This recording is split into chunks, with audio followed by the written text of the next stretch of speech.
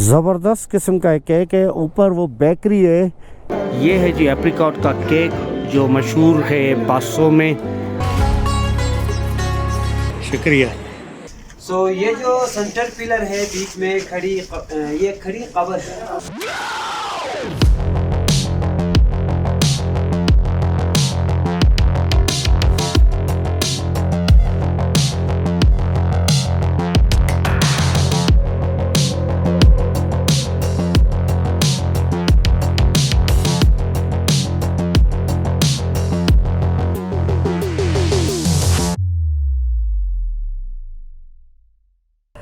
ये जी हमने टेस्ट किया अपना एप्रिकॉट केक हंजा में, बहुत अच्छा था। अभी चलते हैं नीचे करीमाबाद हंजा की तरफ। यहाँ पर भी बेकरी के लिए ऊपर ऑफ रोड ट्रैक करके आना पड़ा। इन्होंने बेकरी शायद इसलिए ऊपर बनाई है कि ऊपर से व्यूज़ भी बड़े अच्छे हैं और हवा भी बड़ी अच्छी आती है। तो अब हम राइट पे टर्न करेंगे करीमाबाद जाने के लिए। लेफ़्ट पे जा रहा है सुस्त। अस्सलाम वालेकुम। नहीं पहचाना? अब पहचानो। सिंध से सलाम। चाला W11। आप देखा, अब पहचाना है ना। आप लोगों ने बोला सुबह आते हैं यार, वो उसका गाड़ी ठीक हो गया, उसका गाड़ी स्टार्ट हो गया सुबह में, तो फिर हम ऊपर निकल गए सुस्त की तरफ। फिर भाई की थोड़ी तबीयत रात भी ख़राब थी, अभी भी ख़राब है, अभी भी मज़ा नहीं है। तो ये कह रहा है कि वापस चलते हैं। तो अभी हम जा रहे हैं। तो मैंने कहा यहाँ पर सलाम करके भाई को फिर हम जाएंगे। क्या खिदमत करें? बस दुआ दुआ दुआ करना।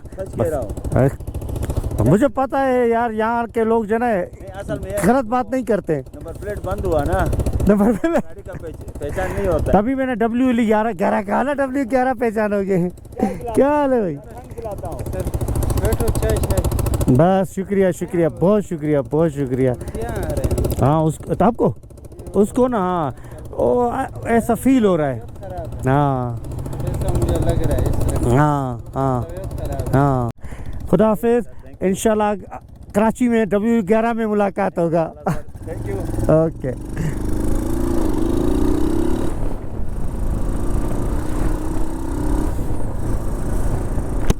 ये जो हैं मैकेनिक थे और जिनकी गाड़ी हमने दिखाई थी अयान की, तो इनसे ज़बरदस्त गपशप हुई थी। ये कराची में रहे थे, तो कराची में भी ये कह रहे थे कि मैंने यही काम किया था मैकेनिक का।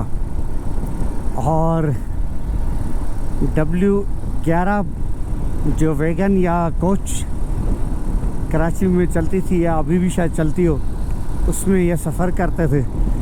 तो इनके साथ बहुत अच्छा गपशप रहा। जुबैर के साथ जी वही फिर मसला हुआ है कि वापसी में भी जो है ना, टनल में जाने से इनकार ही है कि मैं बाइक नहीं चलाऊंगा टनल में से, मुझे कोई गुजार के दे। तो अभी हमने 2-3 बाइकर्स जा रहे थे, उनको रोका है। उनमें से एक को गाड़ी दी है जुबैर साहब की, और जुबैर को उनकी गाड़ी पे बिठाया। उनकी मेहरबानी, कोई लोकल बंदे, तो वो जो है वो अब जुबैर साहब को और उनकी बाइक को इन 4-5 टनल्स जो हैं अताबाद लेक वाली, पाक चाइना फ्रेंडशिप वाली, उधर से गुजार के दे रहे हैं। तो जुबैर जो है ना, वो अभी अपनी बाइक खुद चला रहे हैं। टनल लड़कों ने, बेचारों ने क्रॉस करवा दी। अभी हम जा रहे हैं अल्टेड फोर्ट जो है 2.5 किलोमीटर यहाँ से, और उसके बाद आएगा करीमाबाद, जहाँ पर हम कोशिश करेंगे कि नाइट स्टे वहीं करें।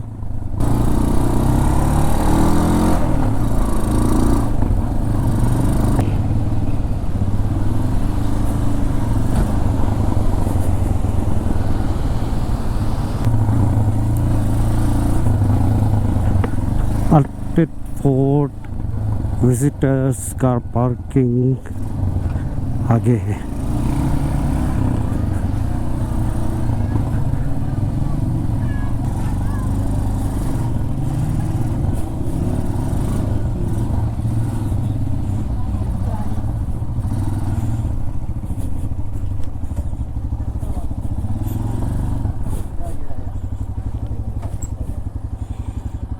इस वक्त मैं खड़ा हूँ अल्तिफ फोर्ट की कार पार्किंग में और मेरे साथ हैं इस वक्त हाजी जान साहब। ये इनकी कार पार्किंग है और इन्होंने हमें थोड़ा सा बताया है कि अल्तिफ फोर्ट का इनके पास जो जीनोलॉजिकल ऑर्डर है वो यहाँ पर लगा हुआ है इनके पार्किंग की ऑफिस में। ये जो आपको दिख रहा है जीनोलॉजी ऑफ दी अयोशो, तो असल में ये पहले अयोशो जो है वो कायान डायनेस्टी कहलाती थी।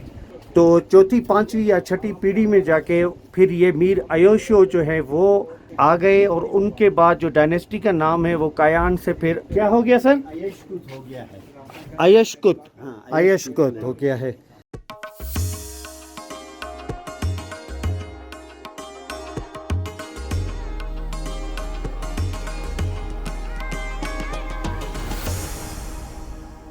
पार्किंग में आप जैसे ही एंटर होंगे, पार्किंग से नीचे उतरते तो राइट साइड पे जमात खान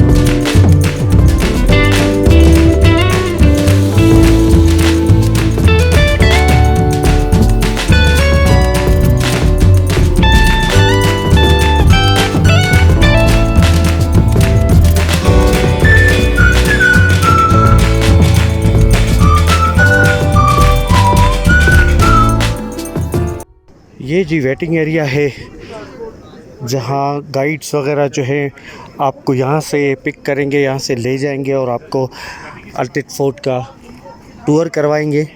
तो यहाँ पर वो पहले आपको वेलकम करेंगे, आपने इंतज़ार करना है जब तक गाइड आ जाए और फिर यहाँ से आपने ये खूबसूरत हिस्टोरिकल फोर्ट अल्तिफ फोर्ट का विज़िट करना है।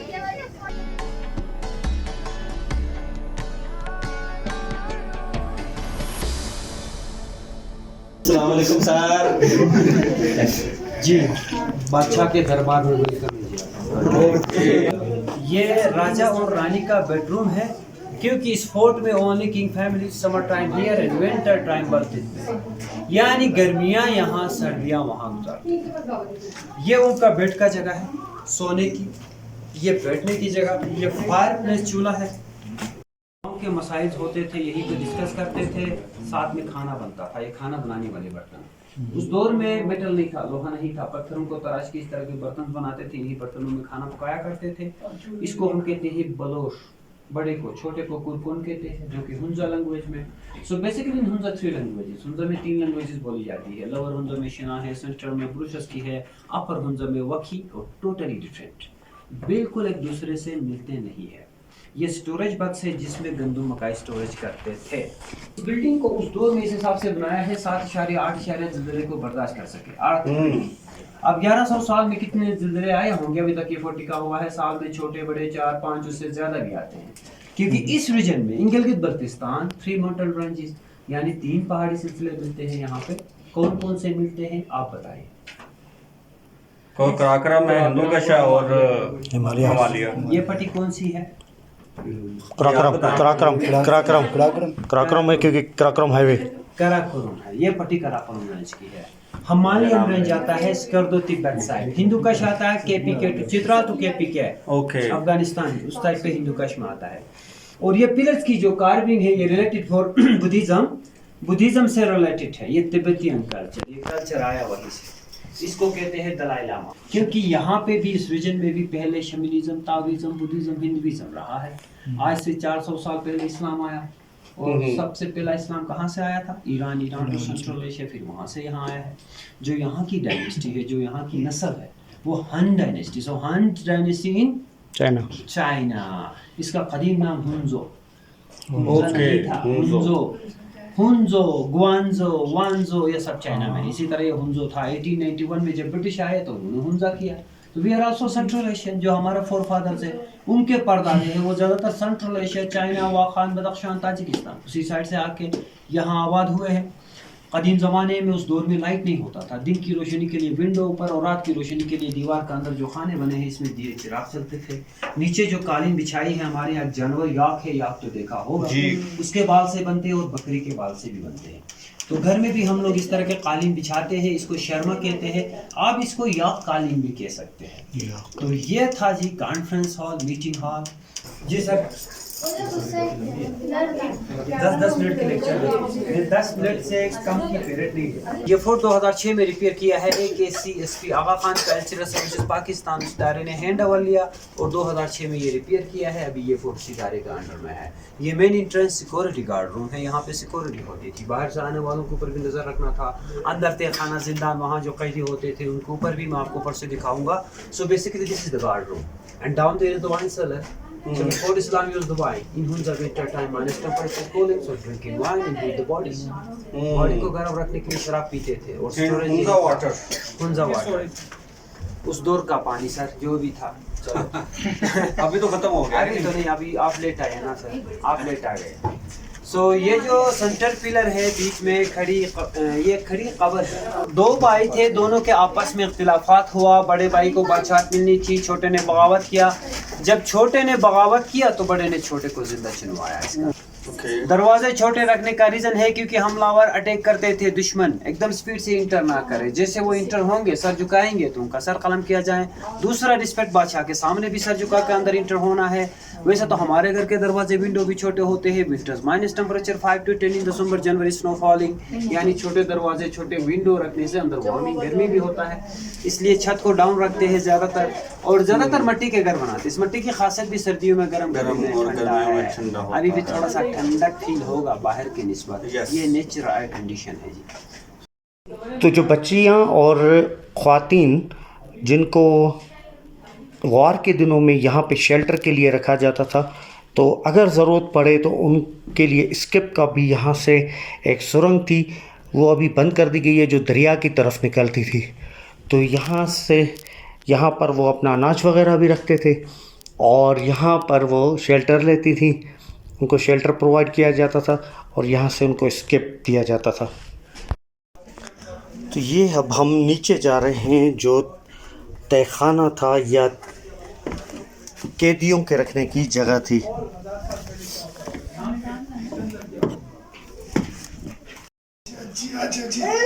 उधर जा रही, उधर चलो चलो चलो। ये जी बादशाह सलामत का दरबार होता था। यहाँ पर रियाया के मसले मसाइल वगैरह सुने जाते थे, या जो भी लोग आते थे उनके साथ यहाँ गुफ्तगू भी होती थी और यहाँ पर खाना पकाया जाता था। खाने पकाने के जो है पुराने बर्तन अभी तक इंटैक्ट पड़े हुए हैं।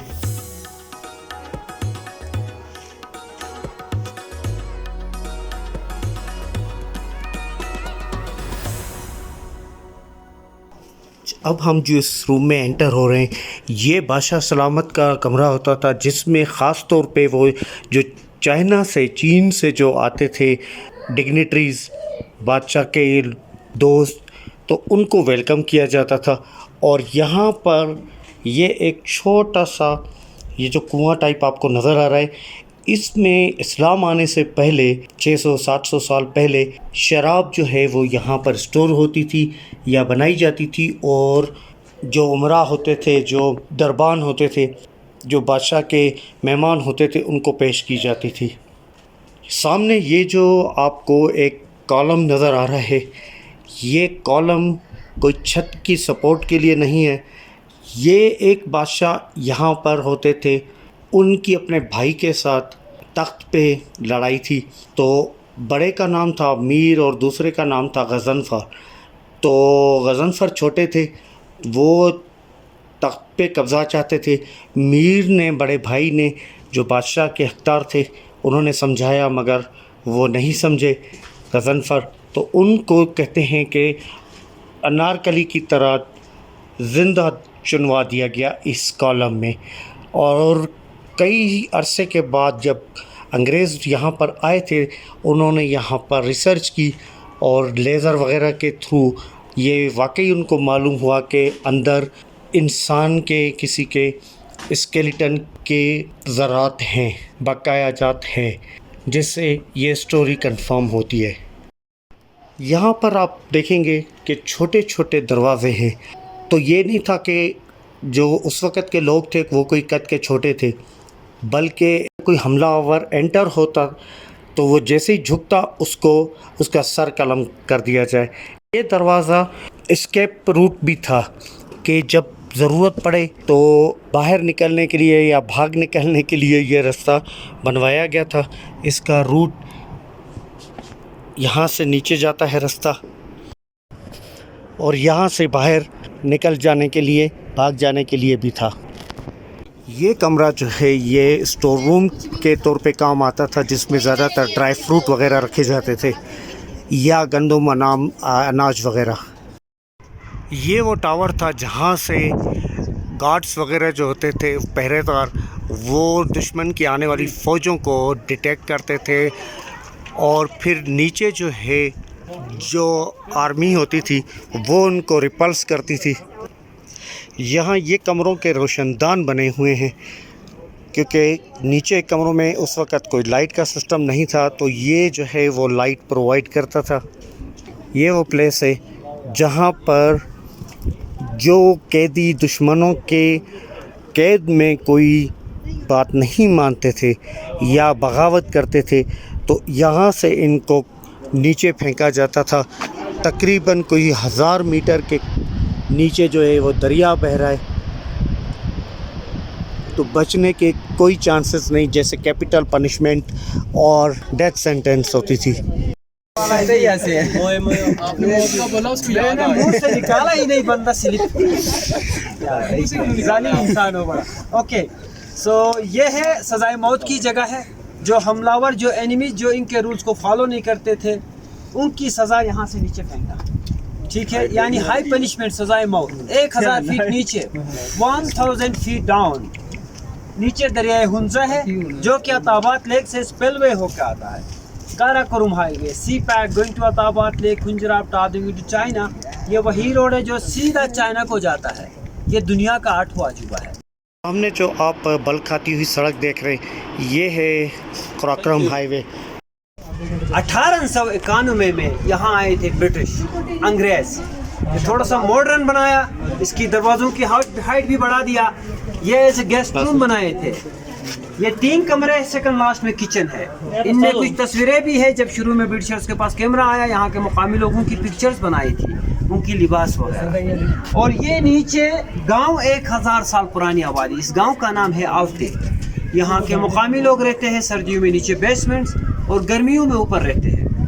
तो आप ये कमरे विजिट करें, तस्वीरें, सेल्फियाँ बनाएं, इसी रास्ते से आराम से नीचे आएंगे। Thank you very much. So I complete the history. यहाँ पे मैंने तकरीबन कंप्लीट कर दिया है। थैंक यू जी, बहुत शुक्रिया, ज़बरदस्त। Thank you.